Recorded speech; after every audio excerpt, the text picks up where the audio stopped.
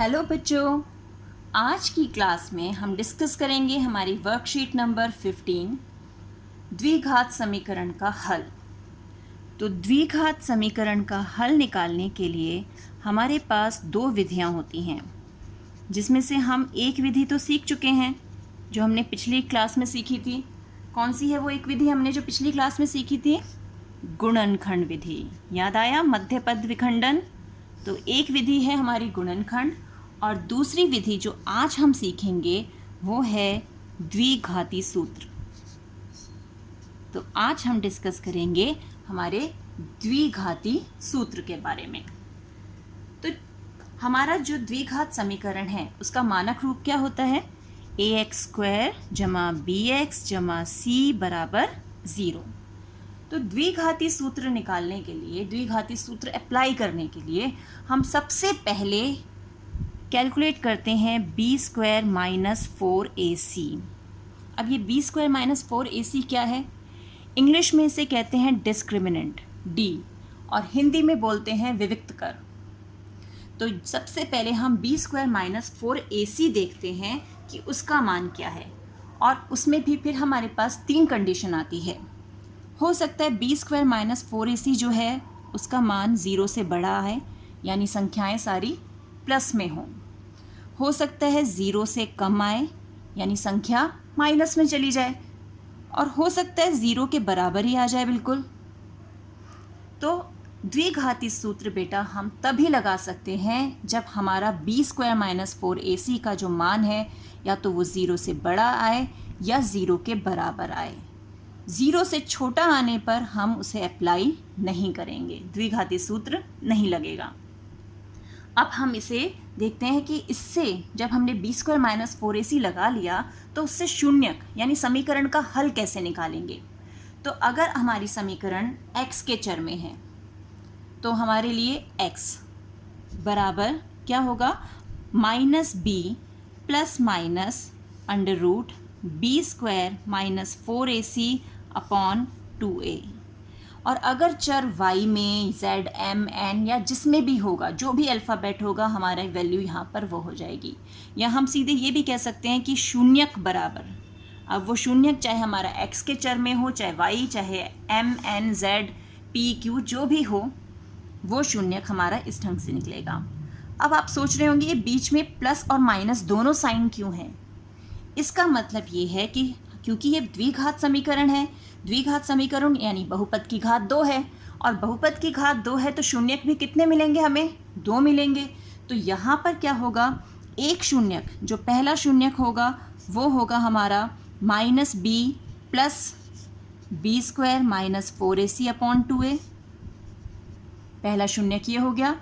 और जो दूसरा शून्यक होगा, ये तो शून्यक 1 हो गया। अब दूसरा शून्यक जो होगा वो होगा -b minus b² minus 4ac upon 2a।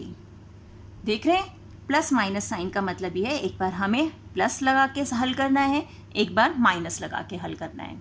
अब इसे कैसे करेंगे ये हम एक एग्जाम्पल से क्लियर करते हैं।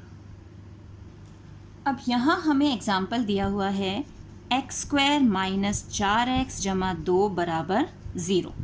तो सबसे पहला काम, a क्या है यहाँ पर? x के आगे कुछ नहीं है यानी 1, b क्या है? -4, और c है हमारा 2। तो हमने सबसे पहले क्या देखना है? b² minus 4ac। तो हम सबसे पहले इसका ही मान ज्ञात कर लेते हैं कि b² माइनस 4ac यहाँ पर कितना है। b² यानी -4 का स्क्वायर माइनस 4ac, तो कितना हो गया? ये तो हो गया 16, और 4 एकम 4 दूनी 8। 16 माइनस 8 8, और 8 हमारा 0 से बड़ा है कि छोटा है? बड़ा है। ये तो ऑब्वियसली पॉजिटिव नंबर है तो ये बड़ा है। अब क्योंकि ये 0 से बड़ा है तो इसलिए हम यहाँ पर द्विघाती सूत्र लगा सकते हैं। तो अब हम अपना, क्योंकि x के चर में है तो x का मान निकालें। x बराबर फॉर्मूले के हिसाब से -b, तो -b क्या है? b है -4। अब यहाँ ध्यान देने वाली बात यह है कि एक साइन तो हमारा माइनस का फॉर्मूले का है, और अब -4 जो है वो आएगा b का मान, यानी हम इसे ऐसे रखेंगे। गलती मत कर देना कि एक ही माइनस लगाया, एक फॉर्मूले के माइनस में है और एक हमारा बी के जो मान है उसमें माइनस है। Plus minus B square minus 4ac, तो वो तो हमने मान निकाल ही लिया, बी स्क्वायर माइनस 4ac का मान निकाला ना, अभी क्या आया है 8, तो यानी यहाँ रूट में आ गया 8 बटे में 2 गुणा ए क्या है, एक ही है, तो ये आ गया। अब ये माइनस माइनस प्लस का 4 प्लस माइनस 8 को क्या लिख सकते हैं, अगर हम 8 के अभाज्य गुणनखंड करें तो हमें क्या मिलेगा, रूट में से 2 में से एक ही नंबर निकला, यानी 2√2 बटे में 2। अब x के 2 मान निकालने हैं, तो एक बार तो x हम लेंगे 4 जमा 2√2 बटा 2 और एक बार x होगा 4 माइनस 2√2 बटा 2। अब हम इन दोनों में से 2 कॉमन निकाल सकते हैं ना 2 कॉमन, तो यहाँ आ गया x बराबर 2 कॉमन निकाला 2 प्लस √2 बटे में 2, यहाँ x बराबर 2 कॉमन निकाला 2 माइनस √2 बटे में 2, ये 2 और ये 2 कैंसिल, ये 2 और ये 2 कैंसिल, तो बचा क्या हमारे पास 2 जमा √2 और 2 माइनस √2। तो इस ढंग से हम द्विघात सूत्र लगा के समीकरण को, द्विघाती समीकरण को हल कर सकते हैं, है ना आसान। एक एग्जाम्पल और देखते हैं।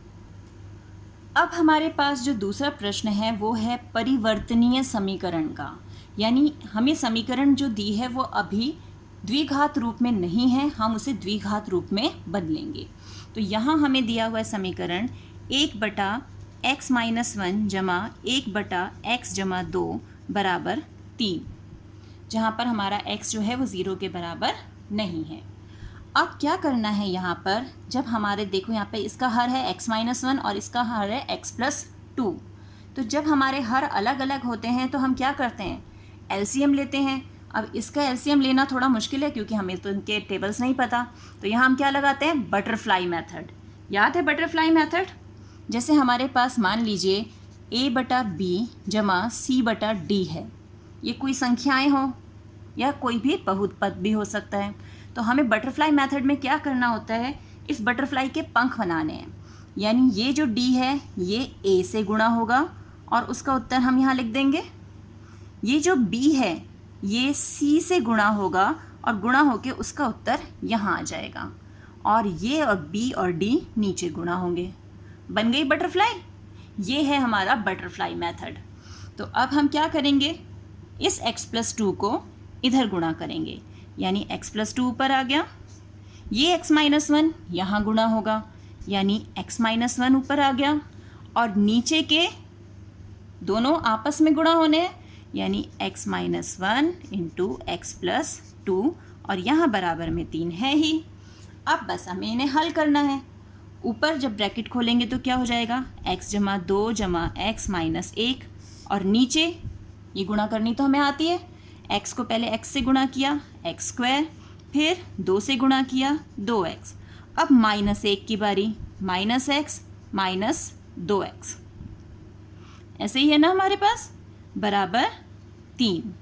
अब हमें इसे हल करना है, तो इसे हल करते हैं। अब तो अब हमारे पास क्या आएगा, ये x और ये x मिला के बन गया 2x, 2 में से 1 गया 1, और यहाँ नीचे आया x², 2x में से एक x चला गया, यानी x -2 बराबर 3।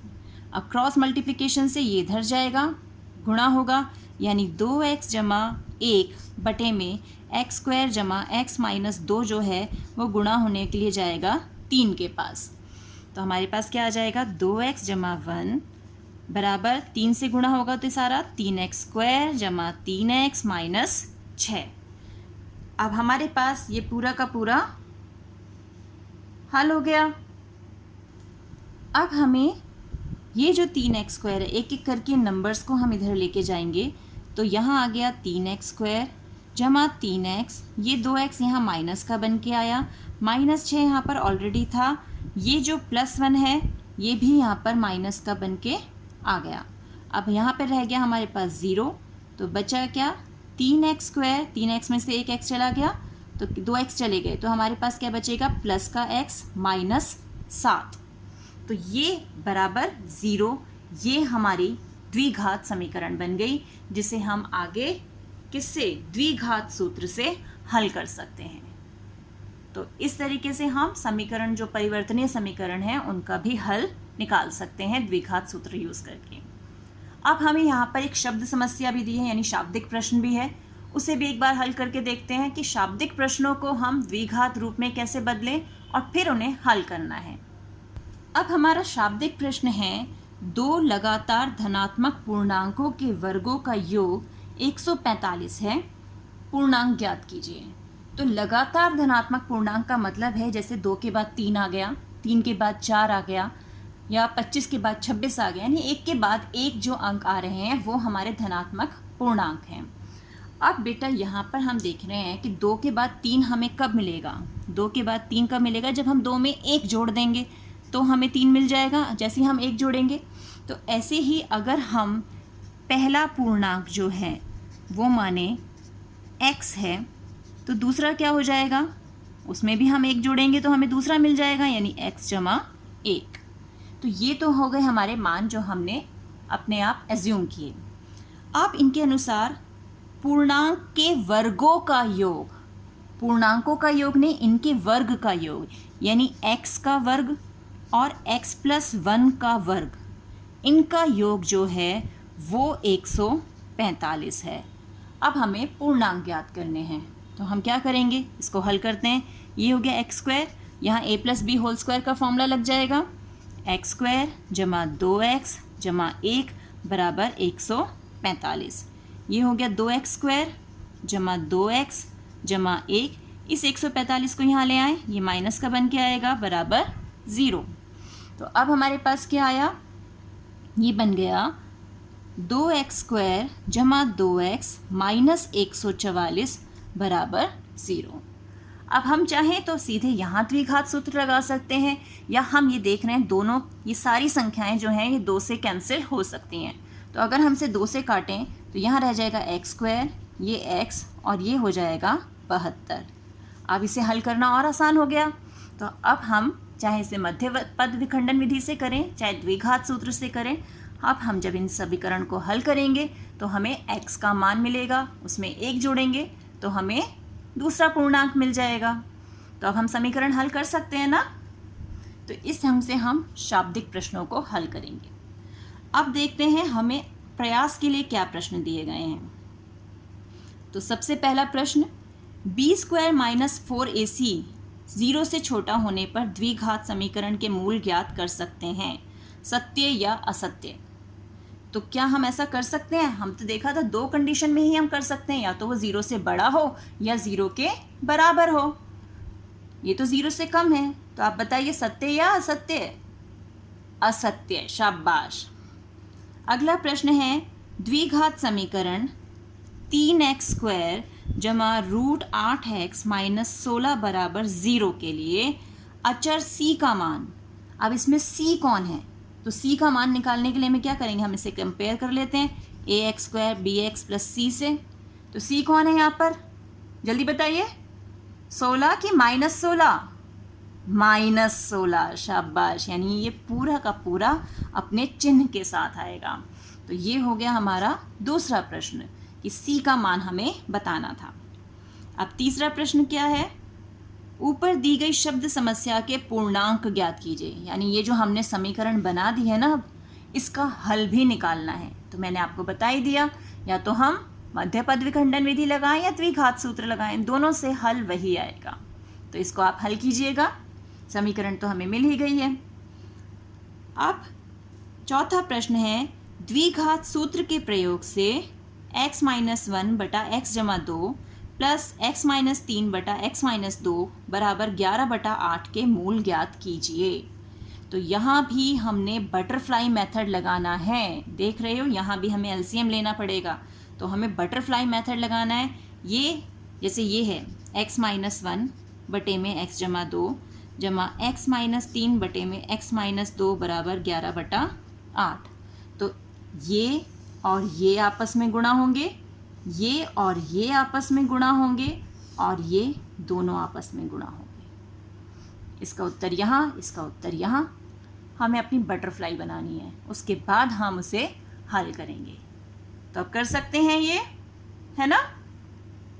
नेक्स्ट क्वेश्चन देखते हैं। नेक्स्ट क्वेश्चन क्या है हमारा, निम्नलिखित के लिए द्विघात समीकरण लिखिए। रुचि की आयु मोनिका से 2 गुनी है। 4 वर्ष बाद उनकी आयु का गुणनफल 160 होगा। उनकी वर्तमान आयु ज्ञात कीजिए। तो पहले तो इस शाब्दिक प्रश्न को हमें किस में बदलना होगा, समीकरण में। और जब हमें समीकरण मिल जाएगी हम उसे हल करके उन दोनों की आयु निकाल सकते हैं। तो सबसे पहले तो हम इसे समीकरण में बदल लेते हैं। तो अब हम इसे क्या लिखेंगे, माना मोनिका की आयु, क्योंकि रुचि की आयु मोनिका से 2 गुनी है ना, तो मोनिका की ही आयु हम मान लेते हैं। माना मोनिका की आयु जो है वो है x वर्ष, वर्तमान आयु। ठीक है, यहाँ पे वर्तमान आयु लिखना ज़रूरी है। तो रुचि की वर्तमान आयु क्या हो जाएगी, रुचि की वर्तमान आयु इससे 2 गुनी है, यानी 2 गुणा x, 2x वर्ष हो जाएगी। अब 4 साल बाद अगर हमसे कहा जाए हमारी उम्र 4 साल बाद क्या होगी, तो हम क्या करेंगे, हम अपनी आज की उम्र में 4 साल जोड़ देंगे। तो ऐसे ही 4 साल बाद मोनिका की आयु क्या हो जाएगी, मोनिका हो जाएगी x जमा 4 वर्ष की, और रुचि क्या हो जाएगी, रुचि की उम्र हो जाएगी 2x, यानी ये इसकी आज की उम्र है, उसमें हमने 4 और जोड़ दिए, 2x जमा 4 वर्ष। तो 4 वर्ष बाद उनकी जो उम्र है उसका गुणनफल जो होगा वो 160 होगा, यानी x जमा 4 गुणा 2x जमा 4 जो है वो 160 के बराबर होगा। अब जब हम इसे हल करेंगे तो हल करके हमें मिलेगा 2x स्क्वायर जमा 12x माइनस 144 बराबर 0। और फिर वही 2 से कट सकता है, तो हम इसे लिखेंगे x स्क्वायर जमा 6x माइनस 72 बराबर 0। अब इसमें हम द्विघात सूत्र लगा सकते हैं या मध्य पद विखंडन विधि, किसी भी विधि से हम इसे हल करके x का मान निकाल लेंगे। अब यहाँ एक चीज़ ध्यान रखनी है कि आयु जो है हमारी वो नेगेटिव तो नहीं हो सकती ना, जो ऋणात्मक में तो नहीं जाएगी, माइनस में। तो अगर यहाँ पर हमें प्लस और माइनस 2 वैल्यू मिल रही है तो हम प्लस की वैल्यू को लेंगे, माइनस की वैल्यू हम नहीं लेंगे। तो इस बात का आपको ध्यान रखना है कि आयु जो है वो नेगेटिव नहीं हो सकती।